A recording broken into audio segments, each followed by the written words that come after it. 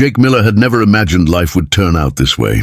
At 32, he was juggling 2 jobs, raising his 6-year-old daughter, and trying to keep their small apartment in Chicago warm through the long winter. 3 years earlier, he had lost his wife to a car accident, and since that day, he had carried the weight of both fatherhood and grief in his tired eyes. Every morning, he woke before sunrise, packed Emma's lunch, braided her hair, and kissed her forehead before heading to Miller's Corner Cafe, where he worked as a waiter 6 days a week.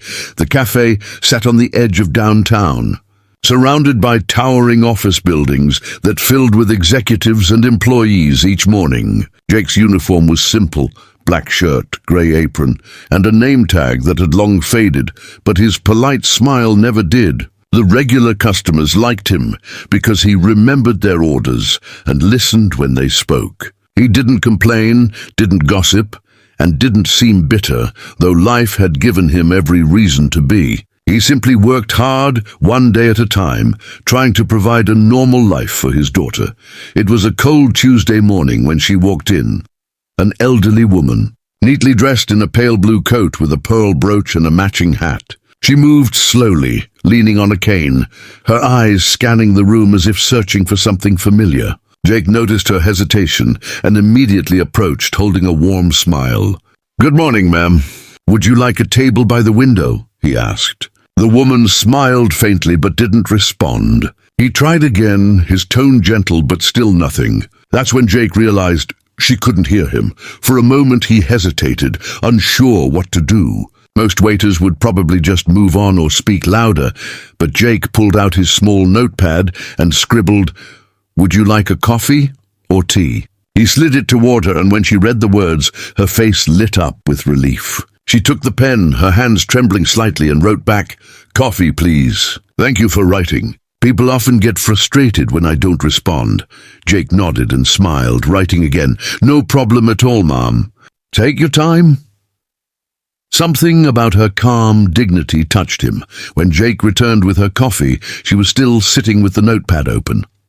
She wrote, "My name is Eleanor Carter. I recently moved here to be closer to my son. He's very busy, but I like watching the city from here." Jake wrote back, "I'm Jake. Nice to meet you, Mrs. Carter. This is a good place to people watch." She laughed softly, a sound he could feel more than hear, and from that moment, a quiet friendship began. Every morning, Eleanor returned to the cafe and sat in the same spot. And Jake always made sure her coffee was brewed just the way she liked it, dark roast. No sugar, extra cream. Over the next few weeks, they developed an unusual routine.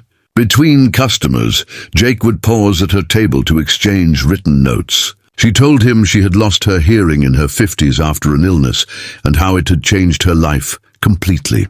People stopped talking to her directly. They would speak to her companions instead, as if she were invisible. Jake listened, really listened, and learned basic sign language phrases just to make her feel comfortable. Sometimes Emma would visit the cafe after school, and Eleanor would bring her small gifts, like candy or little picture books. One afternoon, as the snow started to fall outside, Jake saw Eleanor struggling to stand up. He rushed over to help, steadying her as she clutched her cane. "Are you okay?" He mouthed slowly, and she nodded, smiling bravely. But when she tried to take a step, her knee buckled, and Jake caught her before she fell. He helped her sit down, brought her water, and insisted on driving her home. She resisted at first, proud and independent, but eventually agreed when she saw his genuine concern. "Thank you," she signed softly, her eyes full of gratitude.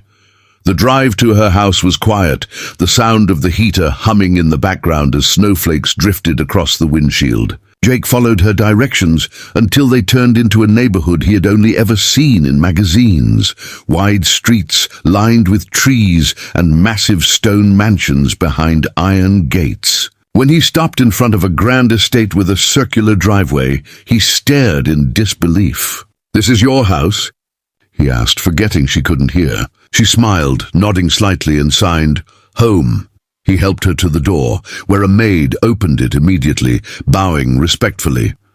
Before stepping inside, Eleanor turned back and touched Jake's hand. She took out her notepad one last time and wrote, "You're very kind, Jake. Thank you for treating me like a person, not a burden." He didn't know what to say. He simply wrote, "You remind me of my mother. She passed away years ago." Eleanor smiled, her eyes glistening, then waved goodbye. As Jake drove away, the image of that mansion lingered in his mind. He couldn't stop thinking about how lonely someone so wealthy could be, and how people often forget that kindness has no social class.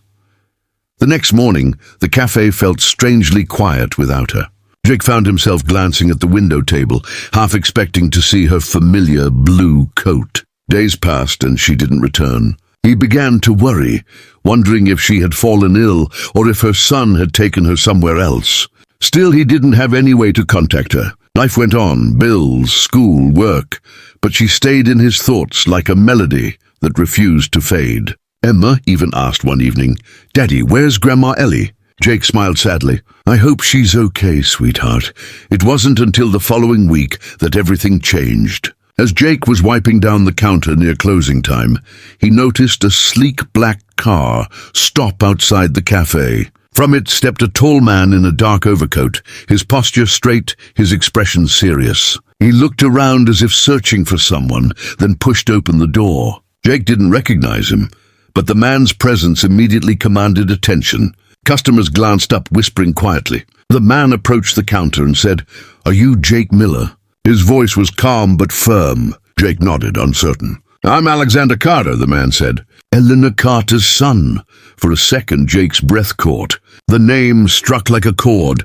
He wiped his hands nervously and replied, "Yes, sir. I know your mother. Is she okay?" Alexander's expression softened slightly. "She's fine," he said.